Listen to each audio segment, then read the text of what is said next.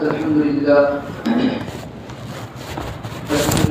وكفى وسلام على عباده الذين اصطفى أما بعد وقد قال الله تبارك وتعالى في كلامه المجيد والفرقان الحميد وأعوذ بالله من الشيطان الرجيم بسم الله الرحمن الرحيم وأمر أهلك بالصلاة واصطبر عليها لا نسألك رزقا. وقال الله تعالى في مقام آخر يا أيها الذين آمنوا قوا أنفسكم وأهليكم نارا وقودها الناس والحجارة عليها ملائكة غلاظ شداد لا يعصون الله ما أمرهم ويفعلون ما يؤمرون. صدق الله مولانا العظيم.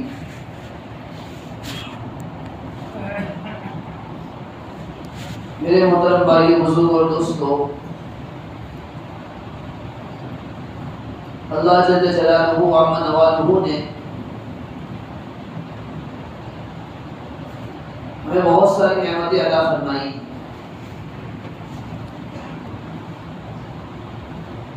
ان تمام نعمتوں میں ایک نعمت اولاد کی نعمت.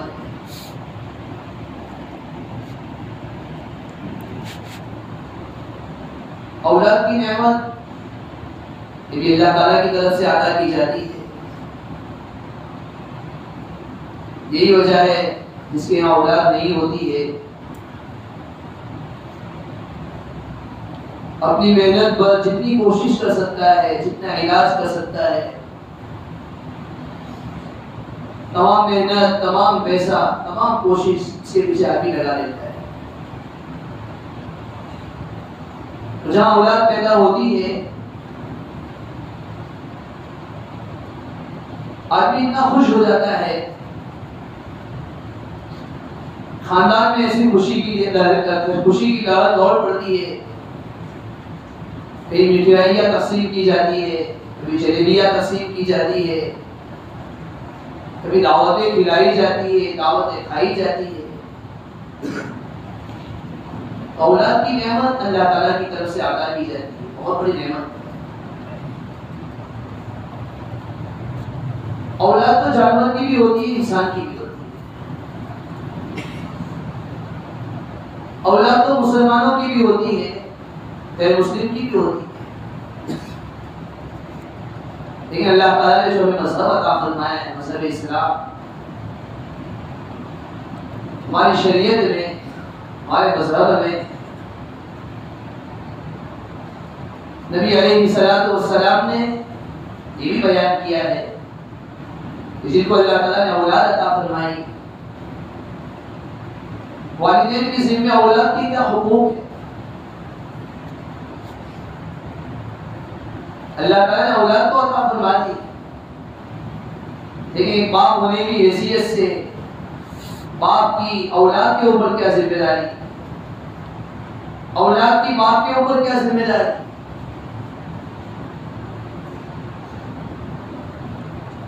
نبی علیہ السلام نے اس کو بیان کیا. ایک حدیث میں جناب نبی کریم صلی اللہ علیہ وسلم نے ارشاد فرمایا، والد کا اولاد کے لیے سب سے بڑا تحفہ یہ ہے کہ والد اپنی اولاد کو آداب سکھائے. آداب سکھانا، اس کی تربیت کرنا، صحیح دینداری سکھانا، صحیح علم سکھانا، صحیح ایمانیات سکھانا، باپ ہونے کے اعتبار سے ایک باپ کی ذمہ داری. یہی اولاد اگر باپ نے صحیح تربیت کی ہوگی، صحیح دین سکھایا ہوگا، صحیح قرآن و حدیث سکھایا ہوگا. نبی علیہ السلام ایک حدیث میں بیان فرما دے کہ اولاد والدین کے لیے صدقہ جاریہ ہو. پہلے بھی میں بتا چکا ہوں، عمل دو طرح کے ہوا کرتے ہیں. ایک عمل ایسا ہے انسان جب تک زندہ رہے گا تب تک اس کا ثواب انسان کو ملتا رہے. نماز ہے، جب تک نماز پڑھتا رہے گا اس کا ثواب ملتا رہے گا. قرآن ہے، جب تک قرآن پڑھتا رہے گا اس کا ثواب ملتا رہے گا. سانس ختم ہو گئی، آنکھیں بند ہو گئی، قبر میں چلا گیا، اب نماز پڑھنا بند تو اس کا ثواب بھی بند، قرآن پڑھنا بند تو اس کا ثواب بھی بند.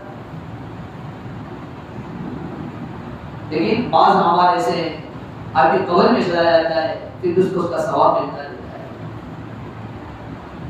اسی میں سے نبی علیہ السلام نے بیان فرمایا ایک باپ نے اپنے اولاد کی تربیت کی، اسے دیندار بنایا. ایک ماں نے اپنے بیٹے کی، اپنی بیٹی کی تربیت کی، اسے دیندار کی، نمازوں کا اہتمام کرتی رہے گی، صحیح دین سیکھتی رہے گی، صحیح نیکیوں والے کام کرتی رہے گی. باپ تو قبر میں چلا جائے گا، ماں تو قبر میں چلی جائے گی، لیکن اس کا ثواب اس کی قبر میں بھی اس کو پہنچتا رہے گا. اولاد ایک طرف بہت بڑی نعمت، لیکن والدین ہونے کی حیثیت سے والدین پر اس کی بہت بڑی ذمہ داری، اسے صحیح دین سکھانا، اسے صحیح تربیت کرنا. ایک اور حدیث میں جناب نبی کریم صلی اللہ علیہ وسلم نے ارشاد فرمایا کل مولود یولد علی الفطرہ، ہر بچہ فطرت پر پیدا ہوتا ہے، فطرت اسلام پر پیدا ہوتا ہے. فَأَبَوَاهُ يُهَوِّدَانِهِ أَوْ يُنَصِّرَانِهِ أَوْ يُمَجِّسَانِهِ. بچہ تو فطرت اسلام پر پیدا ہوتا ہے، ہر بچہ جو دنیا میں آتا ہے فطرت اسلام پر آتا ہے. یہ کوئی والدین اسے یہودی بنا دیتے ہیں، کوئی عیسائی نصرانی بنا دیتے ہیں، کوئی مجوسی بنا دیتے ہیں. اسی لیے کہا جاتا ہے بچہ جو پیدا ہوتا ہے وہ تو سادہ تختی کی طرح ہے، سیاہ بورڈ کی طرح ہے، اس پر جو نقش کرنا چاہے، جو لکھنا چاہے لکھ سکتے ہیں. ایک خالی بورڈ ہے، آپ اس پر جو لکھنا چاہو لکھو. بچے کی مثال بھی ایسی ہے، بچہ پیدا ہوتا ہے تو کچھ نہیں جانتا، وہ آنکھ کھلتا ہے، اب اس کے کانوں میں جو باتیں جاتی ہیں وہ بچہ اسی باتوں کو یاد رکھ لیتا ہے. وہی سگریٹ ہے. اور بعض حضرات نے تو کہا بچے کی مثال ایسی ہے جیسے کہ نرم آٹا ہوتا ہے، گودا ہوا آٹا، گوندے ہوئے آٹے سے جو شکل بنانا چاہے بنا سکتے ہیں. آپ اس کی روٹی کو شکل دیں گے تو روٹی کی شکل بھی ہو جائے گی. آپ اس کے ذریعے سے کچھ گڑیا بنانا چاہیں گے وہ بنا سکتے ہیں. آپ اس کے ذریعے سے کچھ کھلونا بنانا چاہیں تو بنا سکتے ہیں. تو جیسا موڑا جائے گا اور جو چیز بنائی جائے گی انسان بنا سکتا ہے. تو بچے کی مثال بھی ایسی جیسی تربیت کی جائے گی، جو اس کے کانوں میں ڈالا جائے گا یہی وجہ ہے. دنیا میں آپ دیکھیں ماں باپ کی جو زبان ہوتی ہے بچہ وہی زبان استعمال کرتا ہے. ماں باپ گھر میں انگریزی بول رہے ہیں، بچے کو خود بخود انگریزی یاد ہو جاتی ہے، سکھانی نہیں پڑتی. والدین گھر میں اردو بول رہے ہیں، بچے کو خود بخود اردو یاد ہو جاتی ہے، سکھانی نہیں پڑتی. والدین گھر میں گجراتی بول رہے ہیں، بچہ خود بخود گجراتی بولنا سب شروع کر دیتا ہے، اسے سکھانا نہیں پڑتا ہے. سنتا رہتا ہے، اس کو ابا کہا جاتا ہے، اس کو امی کہا جاتا ہے، اس کو بھائی کہا جاتا ہے، اسے بہن کہا جاتا ہے، اسے مسجد کہا جاتا ہے، اسے سائیکل کہا جاتا ہے، اسے گاڑی کہا جاتا ہے. بچہ کو بہت اس کو یاد نہیں کرنا پڑتا ہے. ایک لفظ کو 100 مرتبہ دہرانا نہیں پڑتا ہے، 50 مرتبہ لگتا نہیں پڑتا ہے، وہ بہت یاد ہو جاتا ہے. بچے کی مثال پوری سگریٹ کی طرح ہے، ایک ریکارڈ کی طرح ہے. وہ ایک ایک بات کو اپنے کانوں کے ذریعے سے جو دلوں میں اترتی ہے ان باتوں کو محفوظ کر دیتا ہے. ماں باپ سمجھ کر بچہ چھوڑ رہا ہے کیا جانتا ہے، وہ بول نہیں رہا ہے، بہت چھوٹا ہے، بول نہیں رہا ہے، دیکھ تو رہا ہے، اس کی آنکھیں تو ہے. ماں باپ کی حرکتوں کو بچہ چھوٹا سا ہے، بچی چھوٹی سی ہے، اپنی آنکھوں سے حرکتوں کو دیکھ رہا ہے، بچی دیکھ رہی ہے. جسے ہم کوئی چیز دیکھتے ہیں ہمارے ذہن کے اندر اس کی تصویر آ جاتی ہے، اس کے نقش و نگار آ جاتے ہیں. ایک چھوٹا سا بچہ بھی سب چیزوں کو اپنے ذہن کی میموری کے اندر فٹ کر رہا ہے. تو بچے کی مثال تو سادہ تختی کی طرح ہے، جیسا گھر کا ماحول بچہ دیکھے گا ویسی بچی کی تربیت ہو. ایک باپ ہونے کی حیثیت سے سب کی ذمہ داری ہے کہ وہ اپنی اولاد کی تربیت کی فکر کرے، اسے صحیح دین سکھائے. کوشش ہو کہ سب سے پہلے اس کے کان میں جو آواز جائے گی وہ اللہ کی جائے گی، اذان کی آواز جائے گی. اس لیے کہا جاتا ہے کہ بچے کو سب سے پہلے اللہ کا نام سکھاؤ. بولنا شروع کرے، چاہے ٹوٹا پھوٹا بولنا ہے، سکھاؤ، اللہ کا لفظ سکھاؤ، بچہ اللہ کا بولنا شروع کرے.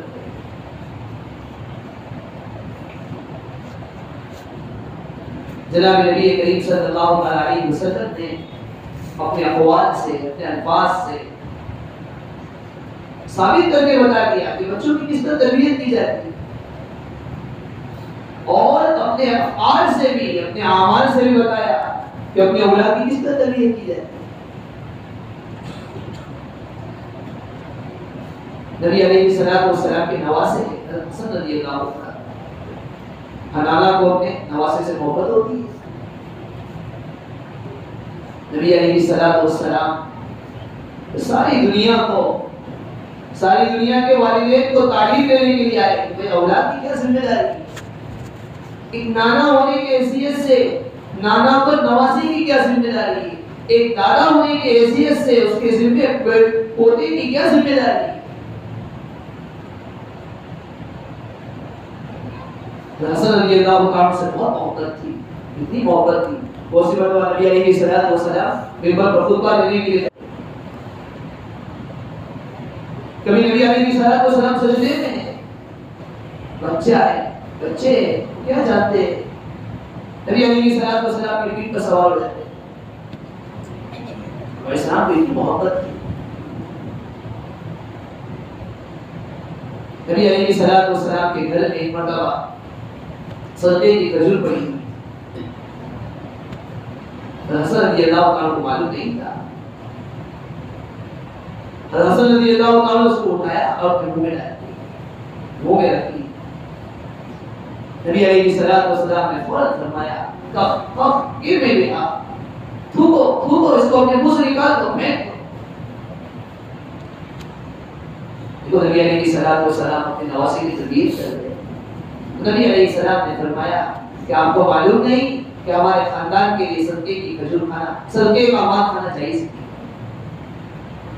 آپ لوگوں کو معلوم ہوگا جو سادات ہوتے ہیں، جو سید ہوتے ہیں، نبی علیہ السلام کے خاندان سے، آپ علیہ السلام کے گھرانے سے تعلق رکھتے ہیں، ان کے لیے زکات اور صدقات کا مال ہے، ان کے لیے دینا جائز ہے، وہ دینا جائز ہے. چھوٹا سا بچہ ہے، نبی علیہ السلام کو بھی اپنے بچے سے، اپنے نواسے سے محبت ہے. اب اس حیثیت سے ہم بھی غور کریں، کیا ہم اپنی اولاد کو کوئی غلط کام کرتا ہوا دیکھ رہے ہیں؟ کیا ہم میں ہمت ہے کہ ہم اپنی اولاد کو ٹوکیں؟ بلکہ ہمارا مزاج یہ بن چکا ہے، ہم یہ سوچتے ہیں ابھی بچہ چھوٹا ہے، وہ تو ہر چھوٹا بچہ ایسا کرتا ہی رہتا ہے. ہمارا چھوٹا سا بچہ کسی کے گھر میں جائے، کسی پڑوس میں جائے، کسی کی کوئی چیز بغیر اجازت کے اٹھا کر لے آئے، کسی کی کوئی چیز چرا لے، ایک والد ہونے کی حیثیت سے، ایک دادا ہونے کی حیثیت سے، ایک نانا ہونے کی حیثیت سے، ایک ماں ہونے کی حیثیت سے ہم سب کی ذمہ داری بنتی ہے کہ ہم دیکھ رہے ہیں کہ میرا بچہ غلط کام کر رہا ہے، غلط چیز کو اٹھا کر لایا ہے، بغیر اجازت کے کسی پڑوسی کی چیز اٹھا کر لایا ہے. میں نبی علیہ السلام کی تعلیم یہ ہے کہ میں اپنی اولاد کی تربیت کروں، میں اسے سکھاؤں کہ دوسرے کی چیزوں کو لیا نہیں چاہتا. ہوتا یہ ہے ہم سب محبت میں پاگل ہو گئے، محبت نے ہم کو دیوانہ کر دیا ہے. ہم محبت اسی کو سمجھتے ہیں، ہم محبت اسی کو تصور کرتے ہیں کہ اولاد کو کچھ نہیں کہا جائے. وقت یہاں تک پہنچ جاتا ہے، یہاں تک بات آتی ہے آج بچہ ایک کام غلط کر رہا ہے، ہم نے اپنی اولاد کو نہیں روکا، اور دوسرا کام غلط کر رہا ہے، ہم نے اپنی اولاد کو نہیں روکا، اور تیسرا کام غلط کر رہا ہے، ہم نے اپنی اولاد کو نہیں روکا. وقت یہاں تک پہنچ جاتا ہے بچہ غلط کاموں کا عادی بن جاتا ہے، پھر والدین کی آنکھوں سے آنسو نکلتے ہیں اور وہ آنسو کوئی کام نہیں. نبی علیہ السلام تربیت کرتے ہیں. حضرت عمرو بن ابو سلمہ رضی اللہ عنہ صحابی گزرے. حضرت ام سلمہ رضی اللہ عنہا سے نبی علیہ السلام نے نکاح فرمایا. حضرت ام سلمہ رضی اللہ عنہا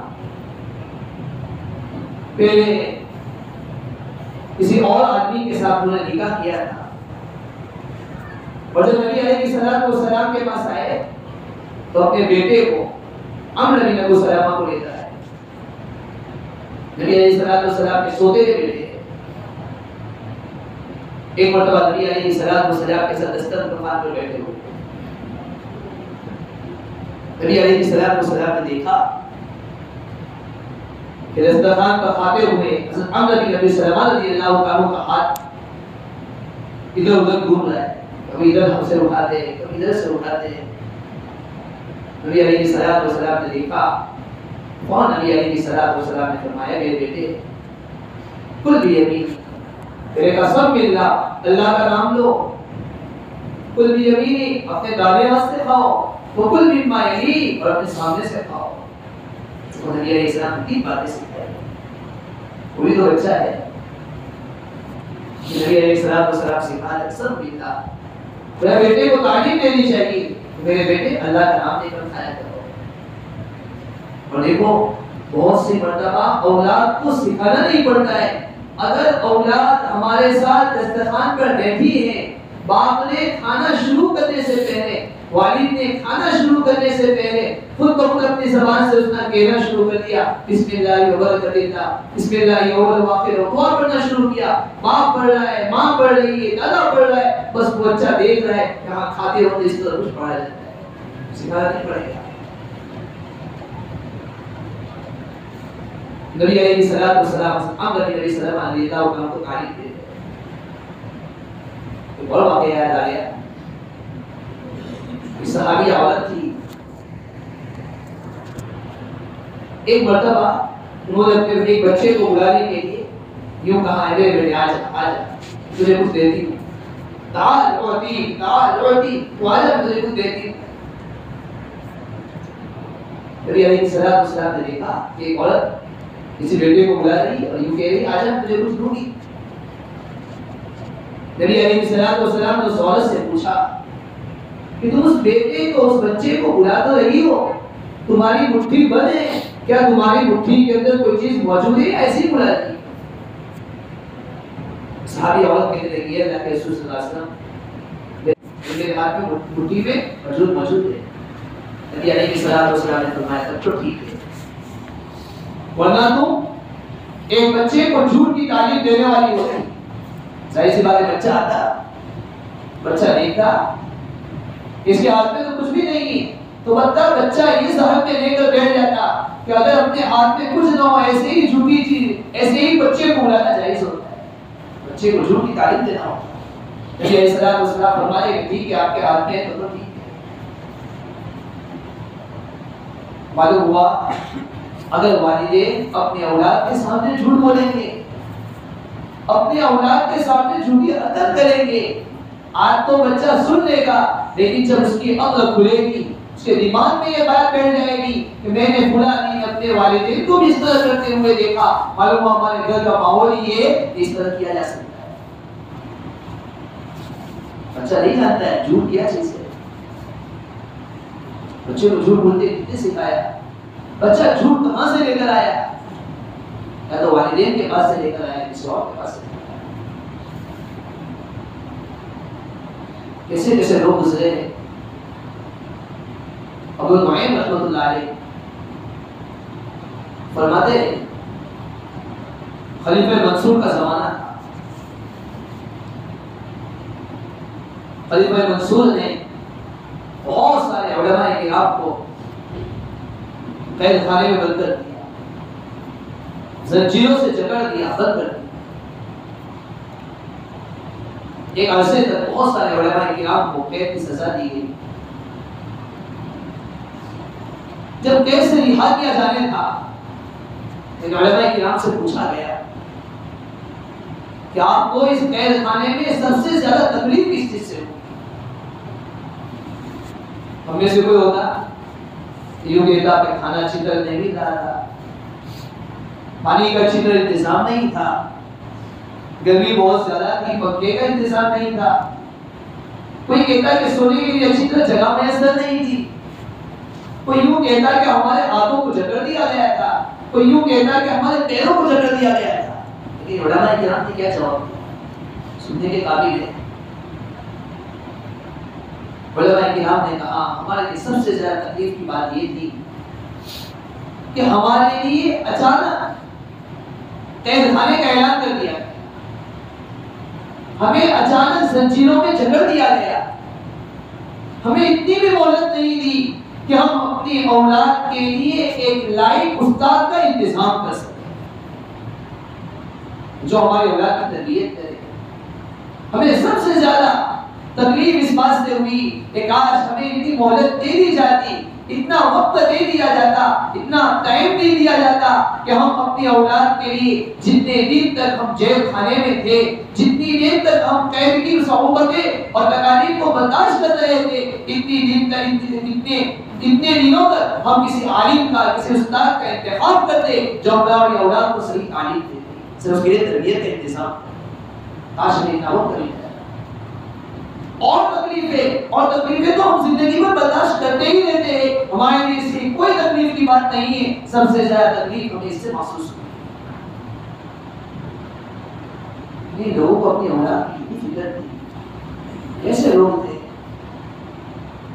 کبھی اتنی دن تک جیل میں رہے، اتنے دن تک ہم نے جیل کی صعوبتیں، مشقتیں، تکالیف کو برداشت کیا. ایسی صعوبتیں اور ایسی مشقتیں اور ایسی تکلیفیں تو آتی رہتی ہے. اصل سب سے زیادہ تکلیف اس بات سے ہوئی ہے کہ اتنے دن تک ہم اپنی اولاد کے لیے صحیح لائق استاد کا انتظام نہ کر سکے. اولاد ہونے کی، والد ہونے کی حیثیت سے ہم پر بہت بڑی ذمہ داری ہے. ہم اپنی اولاد کی تربیت کا انتظام کریں، اسے صحیح تعلیم دے رہے، صحیح تعلیم کے راستوں کو تلاش کریں. آج ہوتا یہ ہے والدین سب سے پہلے یہ سوچتے ہیں جب اسکول میں رکھنا ہوتا ہے اس میں غور کیا جاتا ہے کون سی اسکول میں رکھا جائے، صرف کون سی اسکول کا انتخاب کیا جائے، کون سی اسکول میں اسے تعلیم دی جائے. اور جب دینی تعلیم دینے کی بات آتی ہے بہت سارے لوگوں کا حال تو یہ ہوتا ہے دینی تعلیم سے کوئی واسطہ ہی نہیں. بہت سارے لوگ تو یہ کہتے ہیں بس استاد کو یہ تعلیم دی جاتی ہے بس ہمارے بچے کو آپ بٹھا کر رکھو، وہ پڑھے یا نہ پڑھے، اسے تعلیم ہو کہ نہ اس سے کوئی واسطہ نہیں. اب بچہ اسکول جائے گا روزانہ یہ پوچھا جائے گا کون سے ٹیچر کے پاس پڑھ رہے، کون سی چیز پڑھ رہے، سب دیکھا جائے گا. لیکن کبھی یہ نہیں دیکھا جائے گا کہ ہمارے بچہ کون سے استاد کے پاس پڑھ رہا ہے، کیا پڑھ رہا ہے. اسکول کی تعلیم بھی ضروری ہے، دینی تعلیم بھی ضروری ہے. یہ مکتب ایک ایسی چیز ہے، سب سے پہلے مکتب اس میں بچہ جب آتا ہے اسے دینی تعلیم دی جاتی ہے. اور آپ جانتے ہو کہ یہی مکاتب کے ذریعے سے جو دین پہنچوں کو پہنچا ہے، زندگی کی آخری گھڑی تک یہی مکتب کی تعلیم اسے کام آتی ہے. جو قرآن مکتب میں سیکھا، جو کتاب مکتب میں سیکھی، جو نماز کے فرائض مکتب میں سیکھے، جو واجبات مکتب میں سیکھے، جو قرآن کریم کی آیتیں مکتب میں سیکھی، زندگی بھر تک وہ ایسا ہی پڑھتا رہے گا. صحیح سیکھا ہوگا تو صحیح پڑھے گا، غلط سیکھا ہوگا تو غلط پڑھے گا. اصل مربی اور تربیت کرنے والے ساتھ کو اللہ تعالیٰ اللہ تعالیٰ سے دعا ہے اللہ تبارک و تعالیٰ ہماری اولاد کی تربیت کا خوب انتظام فرمائے. اللہ تبارک و تعالیٰ ہماری اولاد کو ہماری آنکھوں کی ٹھنڈک بنائے، ہمارے دلوں کا سرور بنائے، ہماری امیدوں سے بڑھ کر بنائے، ہمارے بعد ہمارے لیے صدقہ جاریہ بنائے. آمین. واقع الحمد للہ.